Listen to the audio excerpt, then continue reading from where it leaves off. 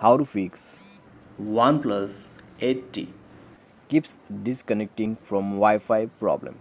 नमस्कार दोस्तों, स्वागत है आप सभी का तिकराज यूट्यूब चैनल पर। तो दोस्तों, आज के इस वीडियो पर मैं आपको बताऊंगा कैसे आप जो है अपने वन प्लस के डिवाइस में wifi keeps disconnecting problem solve कैसे कर सकते हैं। तो दोस्तों, अगर आपके जो मोबाइल है वन प्लस के, तो उसमें दोस्तों अगर वाईफाई बार बार डिसकनेक्टिंग होते हैं तो आपको कैसे प्रॉब्लम सॉल्व करना है, मैं आपको यही बताने वाला हूँ। ठीक है, वीडियो को अंत तक देखेगा दोस्तों। जो भी प्रॉब्लम यहाँ पे वो आपका फिक्स हो जाएगा, और जो भी सॉल्यूशन मैं आपको बताने वाला हूँ वही आपको फॉलो भी करना है। ठीक है, तो वीडियो के साथ साथ बने रहिए, साथ चैनल को सब्सक्राइब करके बेल आइकन को क्लिक कीजिए। अगर आप ऑनलाइन पैसा कमाना चाहते हैं तो वीडियो डिस्क्रिप्शन पर लिंक मिल जाएगा, और किसी भी प्रॉब्लम के रिगार्डिंग पर आप हमें ट्विटर पे फॉलो करके मैसेज कर सकते हैं। तो चलिए वीडियो शुरू करते हैं। तो दोस्तों, अगर आपके वाईफाई डिसकनेक्ट होते हैं बार बार रिपीटेडली, तो आपको सबसे पहले क्या करना है, आपको यहाँ पे जो मोबाइल है उसको रिस्टार्ट कर देना है।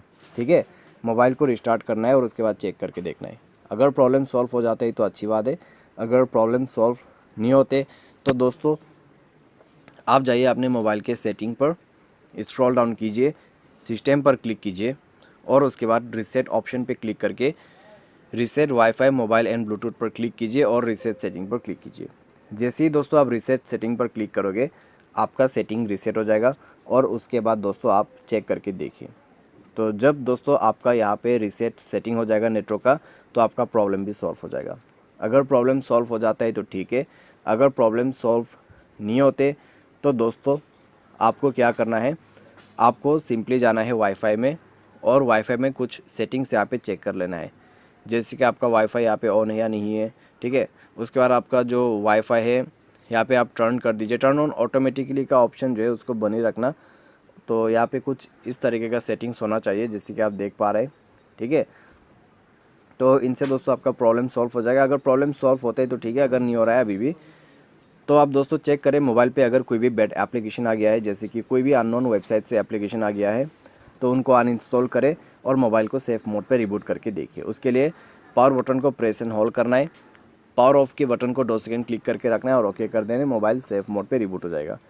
जैसे ही मोबाइल सेफ मोड पे रिबूट हो जाएगा, उसके बाद दोस्तों आपको करना क्या है, चेक करके देखना है। अगर आपका प्रॉब्लम सॉल्व हो जाता है तो ठीक है, अगर आपका प्रॉब्लम सॉल्व नहीं होते तो दोस्तों आप जाइए सेटिंग, उसके बाद सिस्टम पर क्लिक करें।